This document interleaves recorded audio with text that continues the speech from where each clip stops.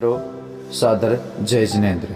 आइए छेढ़ाला की अगली पंक्ति त्रियंच गति में असैनी और सैनी पंचेंद्रिय के दुख को हम पढ़ते हैं।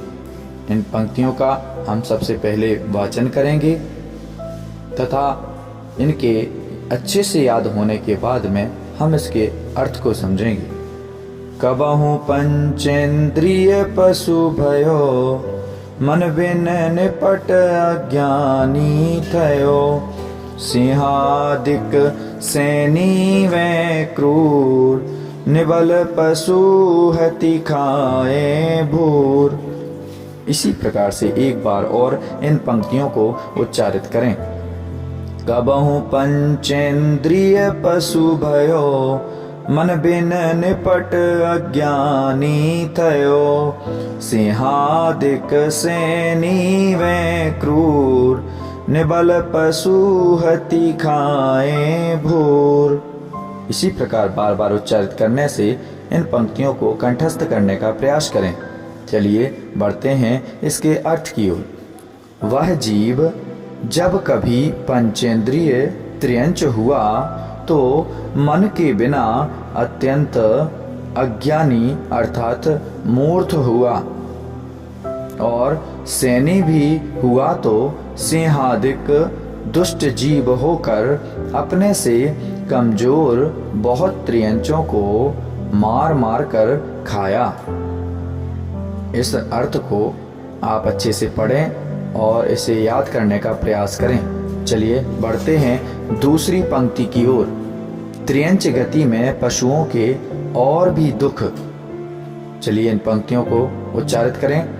कबहु आप भयो बलहीन, सबलनि करी खायो अति दीन।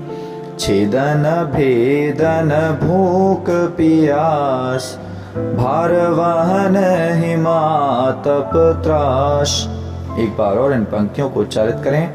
कबहु आप भयो बलहीन, सबलनि करी खायो अति दीन।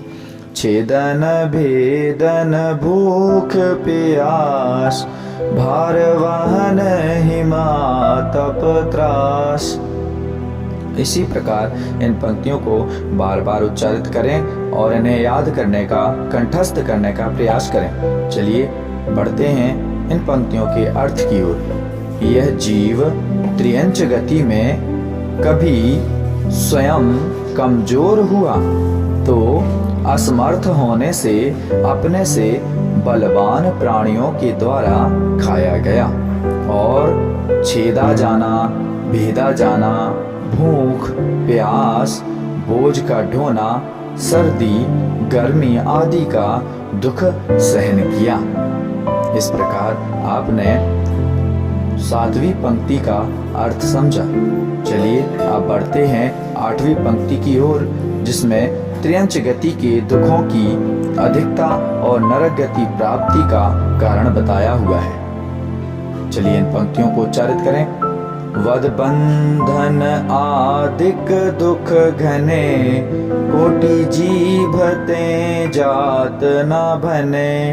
अति संक्लेश भावते मर्यो, घोर स्वभ्र सागर में पर्यो।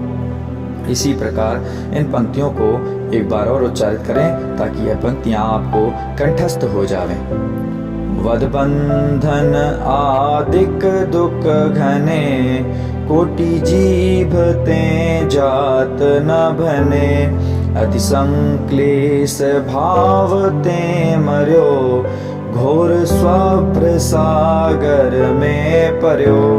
चलिए इन पंक्तियों को पढ़ने के बाद आप समझते हैं इनके अर्थ को। उस त्रियंच गति में जीव ने और भी मारा जाना, बांधा जाना इत्यादि बहुत दुख सहन किए, जो करोड़ों जीव्याओं अर्थात जीव के द्वारा कहे नहीं जा सकते।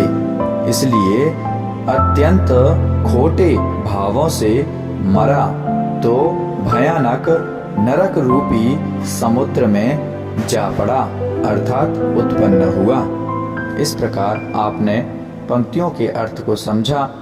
अब आपसे अनुरोध है कि हमारे चैनल को सब्सक्राइब जरूर करें, सब्सक्राइब और शेयर जरूर करें ताकि दूसरों तक यह छैढाला का अध्ययन पहुंच सके।